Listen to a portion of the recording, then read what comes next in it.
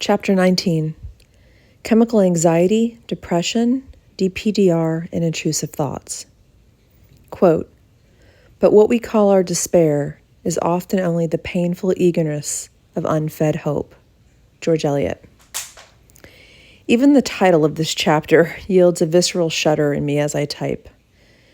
This will be a bit of a longer chapter, as there is unfortunately much for me to say about my experiences with these symptoms.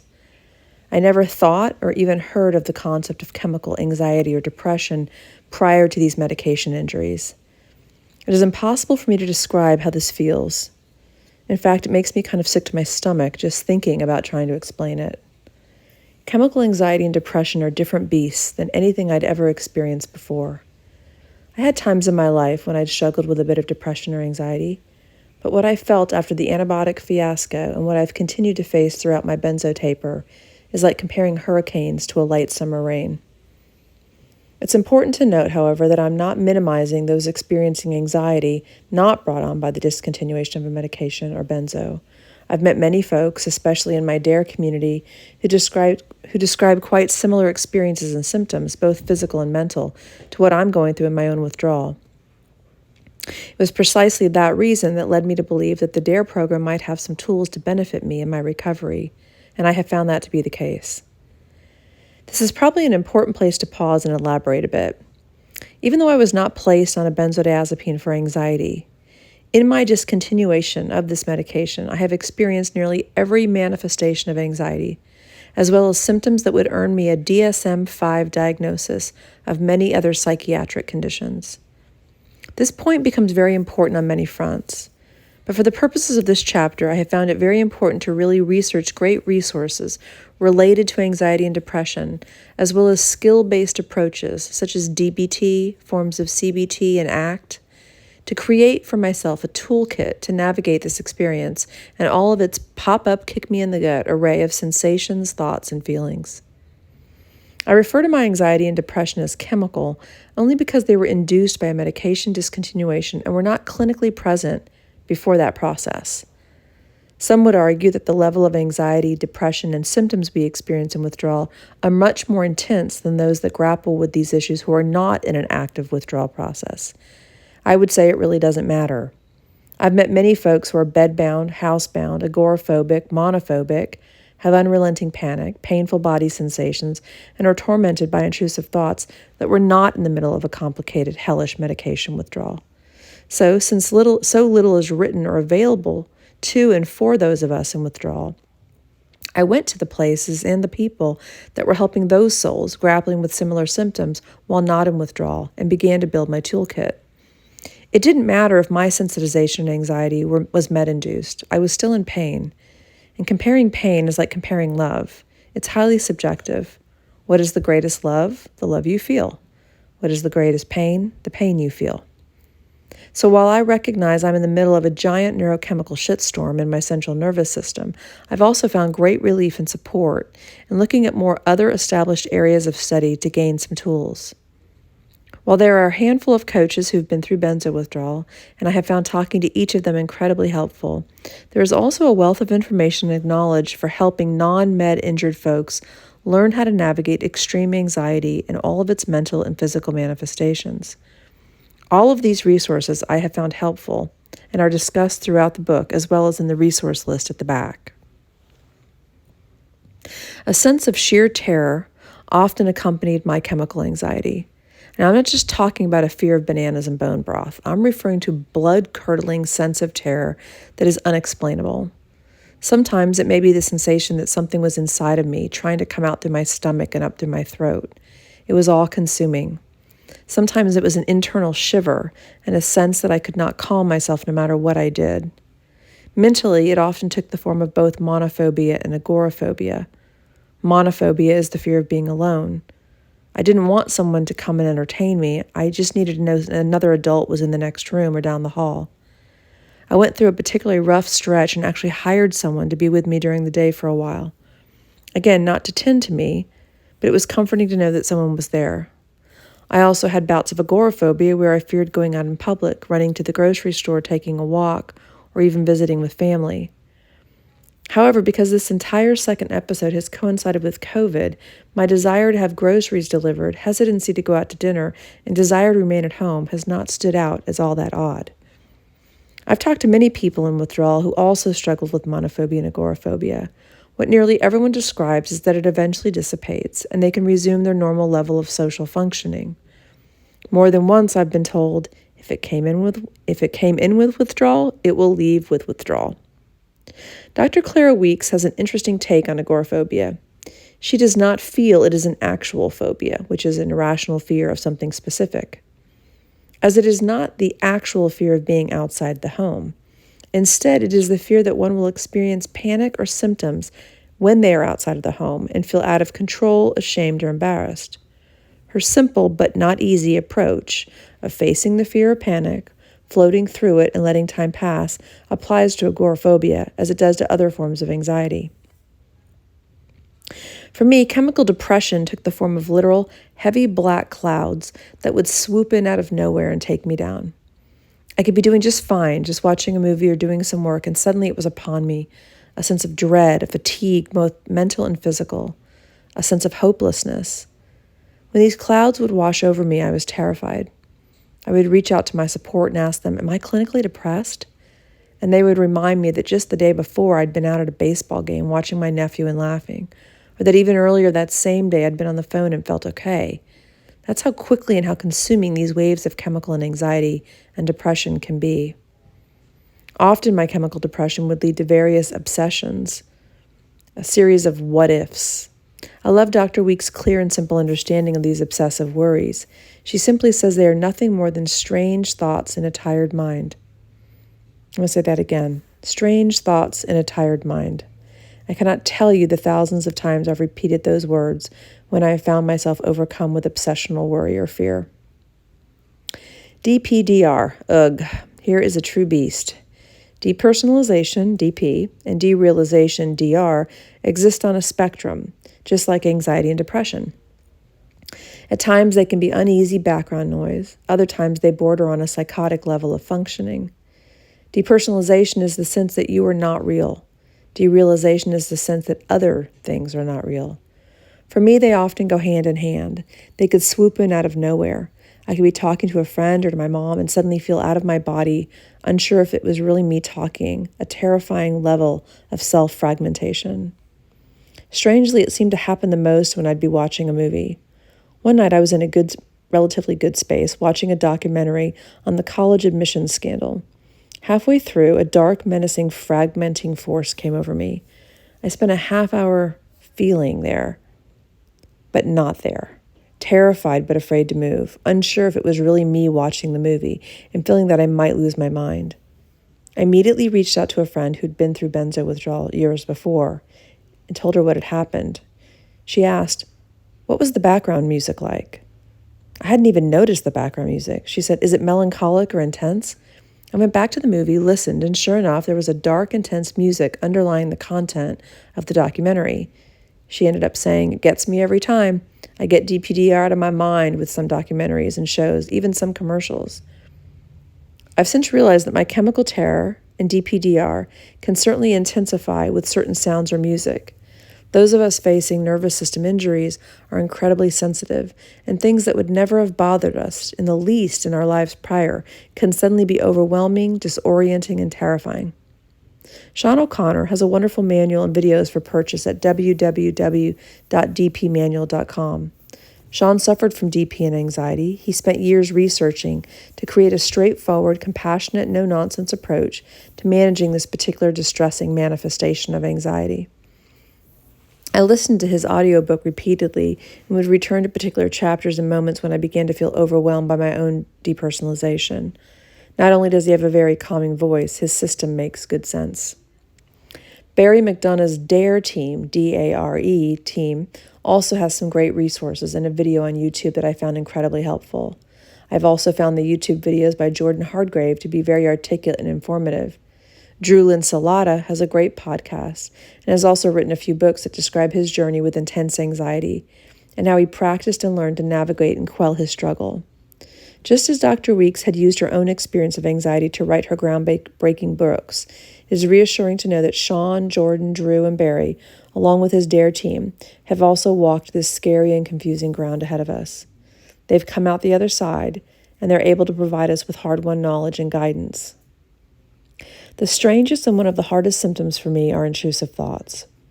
They started with that original thought that I would drown myself in the swimming pool after I was floxed in 2016.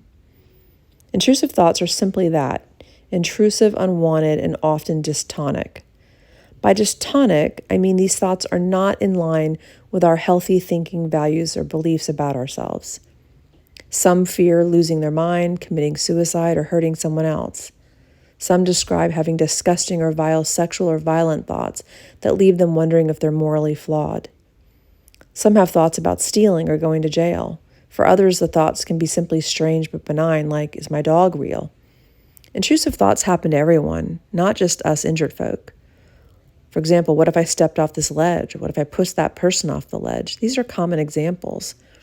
But for those of us with injured or sensitive nervous systems, these thoughts can send us into a whole cascade of hurt and fear. In the book Overcoming Unwanted Intrusive Thoughts, Dr. Sally Winston and Dr. Martin Seif describe a common experience felt as a whoosh that accompanies an intrusive thought. For me, I would feel this whoosh both mentally and physically. I would have the thought, my body would react with a fear response, like a flush, and I would feel fear followed by a more intense physical response, followed by more fear until it felt incapacitating. For many people, they have an intrusive thought, have a mild physical or emotional reaction, realize, God, that was strange, and then they resume their daily life, knowing they would never act on it, or that it's not true, it's meaningless. It was simply a thought. For those of us with nervous system injuries, we don't recover nearly as fast as the average person. Due to our tired minds and our injured brains, our amygdala and our frontal cortex, we're more susceptible to what Seif and Winston refer to as sticky mind. As thoughts enter our minds that are not in line with our values or how we see ourselves, we experience a dramatic whoosh. Once the whoosh sets in mentally and physically, our bell is now rung. We are in mental and physical distress, which creates fear, which exacerbates the mental and physical reaction, which reinforces the fear, and round we go. Much like Dr. Week's model of fear adrenaline that keeps the fear-anxiety obsession alive, Seif and Winston describe a similar process. Those with a sticky mind have an unwanted thought, which leads to the whoosh, which is often then responded to with a sense of fear, disgust, shame, or guilt, leading to an urgent attempt to suppress the thought or try to rationalize it away. This suppression, avoidance, or search for reassurance has a paradoxical effect and leads to the thought becoming more stuck and looping. The more the thought is stuck and looping, the more likely we become convinced that the thought must have relevance and deeper meaning. And round we go, often feeling like we're losing our minds or falling into a deep sense of despair. I have dug a deeper hole for myself in my own struggle with intrusive thoughts by becoming a reassurance junkie. I would talk with friends, family, or my therapist to be reassured that these thoughts were not reflective of me or some unresolved issue in my life. Seif and Winston view seeking reassurance as counterproductive because in doing so, you're acting as if the thought has relevance or meaning. This then tells the brain to continue sounding the alarm. They propose a counterintuitive stance. Rather than exerting more effort to replace, understand, or squelch the thought, they advocate that less is more. We are to take a bird's eye view, recognizing that the content is irrelevant, and leave it alone. That said, as I stated earlier, we often need good information first to then begin to employ this counterintuitive response of, oh well, or so what, in relation to our symptoms. This is why Claire Weeks says repeatedly in her books, I'm assuming you've been checked out by a physician and you've been told it's your nerves. Medication injury and withdrawal can mimic many, many ailments, so of course you want to be sure you aren't ignoring a heart problem, a thyroid issue, or a back injury that might have presented itself regardless of your current withdrawal situation. That said, once we get that confirmation, we need to stay off Dr. Google and practice not putting our uncomfortable symptoms under a microscope over and over, meeting them 100 times a day with if only or what if. Seif and Winston offer a powerful system to help us manage our intrusive thoughts. They utilize the phrase, Robert just ate fries, tacos, and pies, as a way of remembering the model. We recognize that we are having an intrusive thought. We label them as just thoughts, not going to hurt us and not facts. We don't seek to avoid or squelch them, but instead accept and allow them in. They are here and nothing to be frightened about. We allow ourselves to float freely alongside them while letting time pass and ultimately proceeding with our daily tasks. I have tried this and it works. Again, it's a practice. Our minds realize that we aren't going to fight the thoughts. They grasp that we won't be interrupted by the thoughts for long and that we actually have a system to manage them. As a result, they do eventually calm down. Dr. Jennifer Lee, a benzo coach who also writes a blog, has been very transparent about intrusive thoughts being one of her roughest symptoms in her recovery. I had several conversations with her and found her approach to be gentle, effective, and normalizing.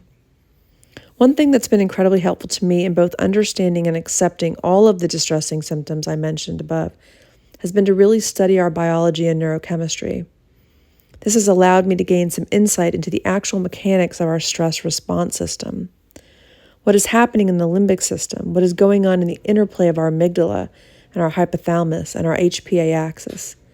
As I spent hours studying and learning, I realized that most of my terrible thoughts, sensations, and feelings result of my stress response system trying to protect me, but things had gone haywire due to an injured and overtaxed and raw nervous system. I also realized that my "oh no, I hate this" reaction was pressing my stress response system to continue to misfire stress hormones and was potentially keeping many of my symptoms activated. As I've noted time and again, I am not an MD, not a neuroscientist, and not a biochemist.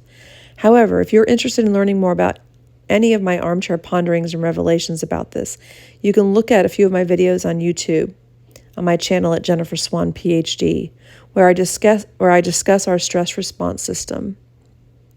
I also have a couple videos specific to intrusive thoughts.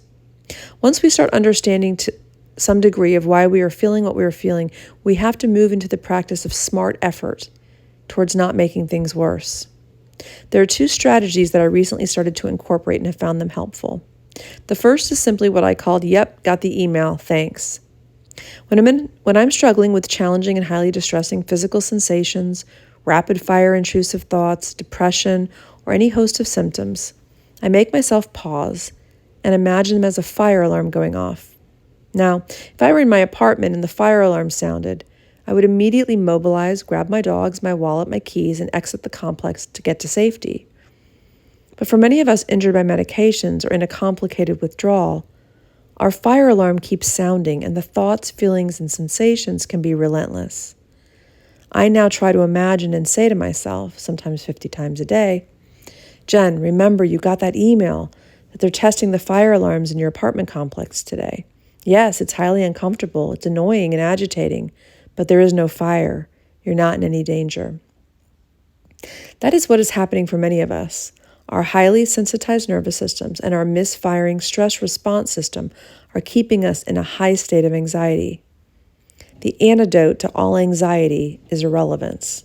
Let me repeat that. The antidote to all anxiety is irrelevance. So I spent a lot of time thinking to myself, yep, we knew it was going to feel like this. And instead of hating it and pushing it away, I worked to accept it and allow it to be there. We can't force the sensations to cease, but we can accept that they're there and not add fear to fear. The second strategy I've used has been a meditation I recorded on my phone and play back to myself daily. My own voice talking to me is basically reinforcing that I am my own comfort. I am my own safe person.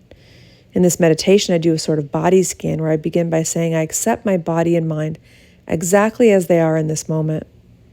I then do a full body scan in which I imagine a healing force entering from the soles of my feet and moving upwards through each body part and vital organ.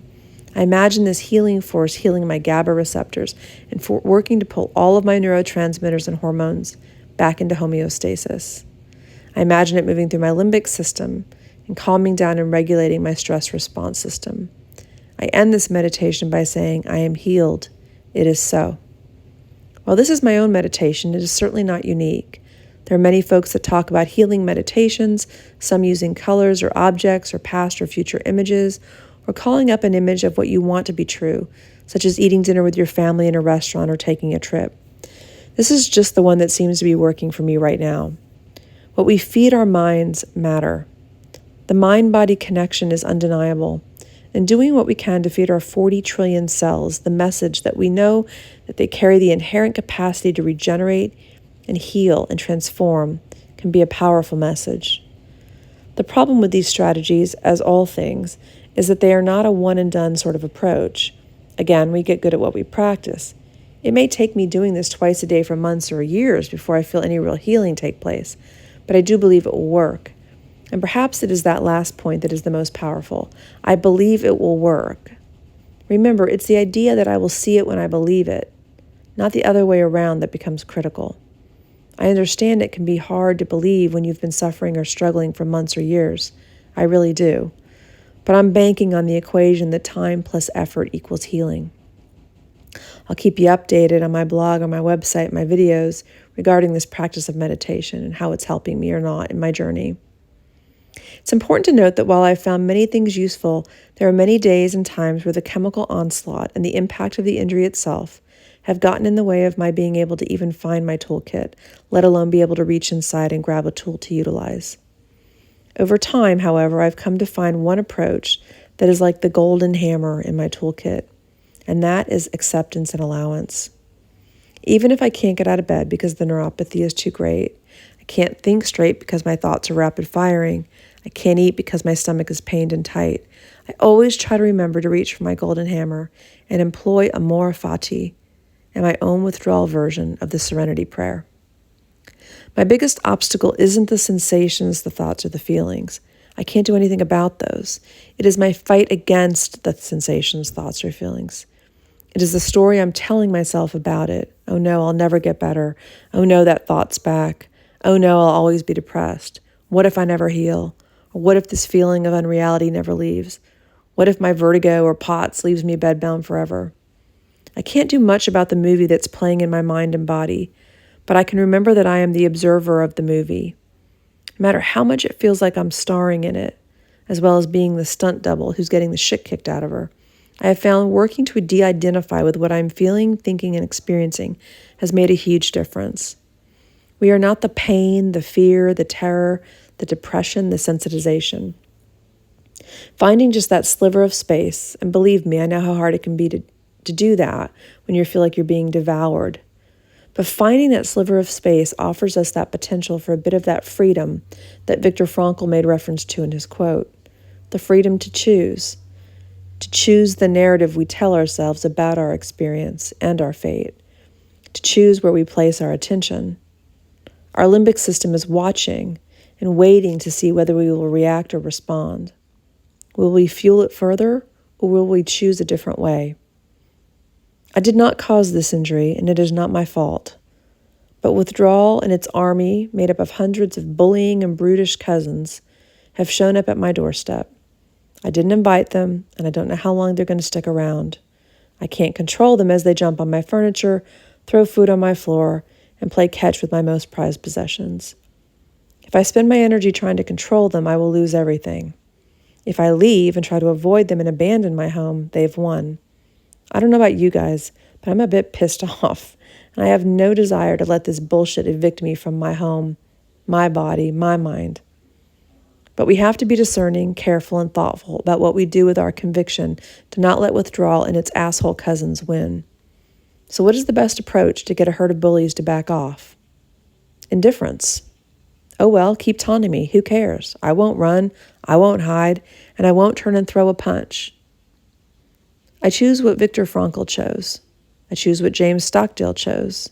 I choose what Jennifer Lee, Baylissa, Chris Page, David Powers, Michael Priebe, Nicole Lamberson, Christy Huff, Dee Foster, Geraldine Burns, and so many others before us chose.